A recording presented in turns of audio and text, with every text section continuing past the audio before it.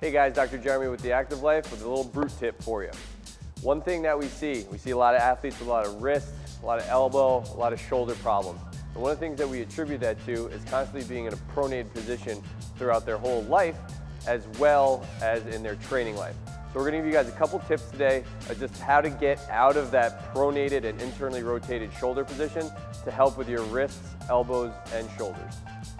All right guys, so one way to start getting a little bit more supination and external rotation in your life, when you look at it, when you come to the gym, if you're doing Olympic lifting, you're always gonna be pronated, possible internal rotation here.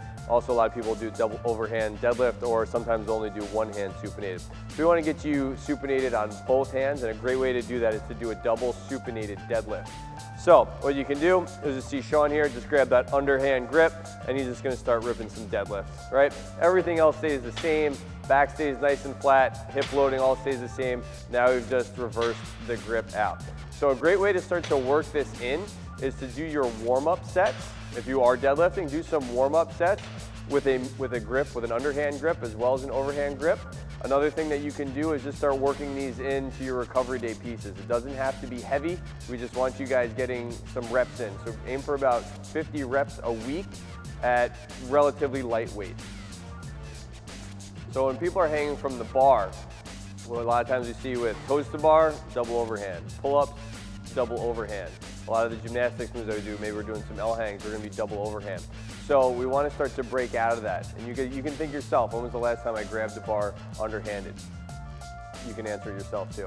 So what we can do is not only do actual pull-ups, but even just hanging from a bar.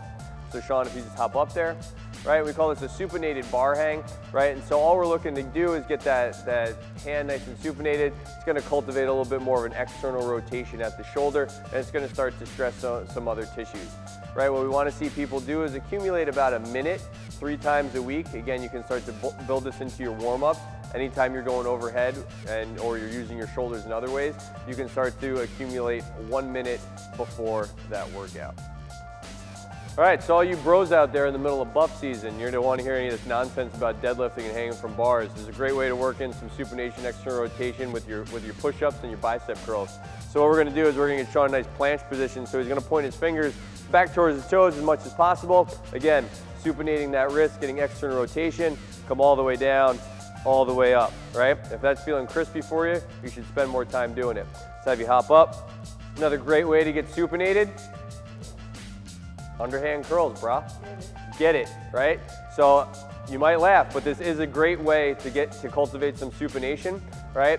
As well as some external rotation in your shoulder and strength through a great range of motion. Wasn't even hard.